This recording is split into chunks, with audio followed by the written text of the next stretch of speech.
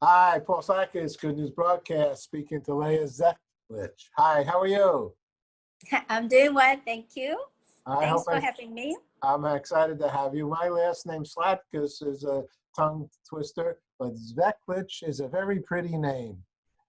And Yes, it's a good test for whether you're drunk or not. Say it 10 times fast. Yes.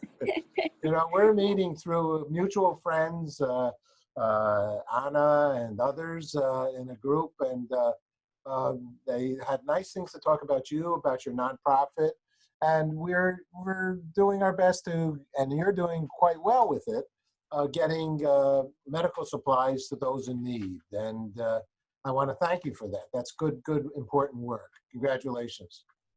My pleasure. Thank you. So tell us a bit about your company and how you got involved with the nonprofit and some of the things you're doing. Share some of the good news. Okay, so Aster Impact is a nonprofit organization, and we are slightly different than typical nonprofit that people think about, where the typical nonprofits will have donation coming in and they will use the donation to do something good. And then most of the time they provide services for free.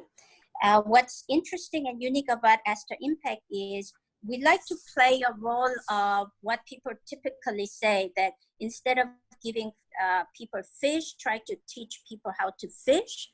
But we actually like to go a little bit one step further. We want to teach people how to also make the fishing pole and how to fish. So our mandate is what free market mechanism works beautifully most of the time. So when there's the difference in supply and demand, that price goes up and price goes down. And when the price goes up, then there's more supply coming in. It works really well.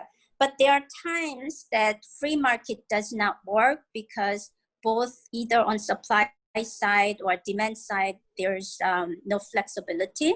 So what Aster Impact tries to do is when the free market mechanism does not work, but there's a need or this kind of dysfunction is creating problems in the market or in the society, we try to provide intervention. So one area that we are very concerned is it's been happening about last 20 years. The gap between the rich and poor is getting bigger and bigger at the individual level, but also amongst the countries. So the rich countries are getting richer. And when you look at some of the statistics, it's actually shocking.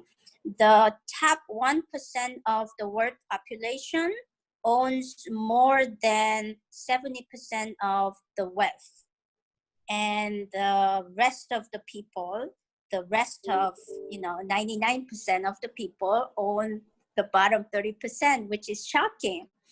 And so what happens is when the gap becomes so big, people at the bottom, it's very difficult to climb up. It's not like old days. Actually, some of the people who were born in the old generation, they had a luxury of being born poor and they had nothing. But if they worked hard and they were smart enough, they were able to make something great in life. But currently, a lot of people who are stuck in poverty, no matter how hard they work, no matter what they try, they have difficulty getting out of it. So one project that we have is in human trafficking and forced labor. So because of this gap between the rich and the poor, there's a lot of people who have even difficulty feeding themselves or feeding the family. And these people, they are desperate and they are willing to do anything to get a job that can feed the family. So very often they like to go abroad thinking that, abroad I will have better opportunities and I will make more money. And then on TV, they see fancy scenes of countries outside where people have really good life, and that's what they imagine. And then there's a recruitment companies who recruit these people, and most of these people are unskilled, and many of them, they haven't even been outside their village. And they are recruited to go abroad, and then very often these recruitment companies, they will charge huge recruitment fees, and that fees range from about $5,000 to about $10,000. And then, of course, these people don't have money to pay because these are people who are currently making, barely $20, $50 a month. And if they're lucky, they'll be making about $100 a month. So it's a lot of money and they don't have it. Then recruitment company gives them a loan that they can pay back from their salary. But this loan comes with a compound monthly interest. And because of that, when these people get a job as an unskilled worker, getting paid about somewhere between about $300 to $400 a month net after taxes and all the deduction, it takes them about 2 to 3 years to pay back the loan. And this is just a horrible practice where the recruitment company is making so much money and the companies are getting really cheap labor. And then these people are working for free for 3 years. So instead of achieving their dream of going abroad, saving a lot of money, providing good life for the family, they end up suffering a lot. The family back home have no income and these people are working in horrible conditions. So that's one project that we do. So we want to stop this kind of bad practice. There's a lot of other foundations and nonprofit organizations and even internal labor organizations. They are actively trying to stop this practice. But currently where we see where the support is lacking is instead of working at the political level, negotiating with the government and putting the framework and the legal framework, or working really at the really bottom, helping these people after they get into trouble, we like to do the prevention. So we actively reach out to this population and ask them, we will help you to find a job free of charge. So please don't work with these unethical recruitment companies. And then we work with the companies who like to practice what I call socially responsible hiring. And then we provide opportunities to them. We support them to integrate into a new country. We also support them so that they can get the training so that they can have career instead of being stuck in a dead-end job forever. So that's one project we do. And This is a busy woman. This is a busy woman. it is, and You're a busy woman. it's a very challenging project. So we do need a lot of support from the people. But actually, the biggest support that we need is spreading the word. A lot of people don't even realize that this kind of forced labor happens. And then people think that, oh, those things happens in the back alley and, I have nothing to do with it. Actually, you'll be surprised. This forced labor practice is very common. Even multinational companies, they hire people. And so there was some time ago boycott for Unilever because they were buying palm oil from the plantation in Malaysia that's practicing forced labor. So yes, it is true that Unilever is not directly involved, but by working with a supplier who is practicing, indirectly they are kind of, endorsing that kind of practice. And then, so actually spreading the word out and letting every consumer, every buyer to pay more attention to what's going on, and then asking questions, even some of the big companies, instead of assuming that, oh, they're a big company, they must be doing the right thing. We should be asking questions. How is their labor practice? How do they hire people, especially abroad? How do they hire people? What kind of people? How do they treat them? We should really question. And when there's enough people asking those questions, companies will make changes. All right. So, we're not going to get to the medical supplies and that, making sure that the companies involved with that are also honorable and respectful.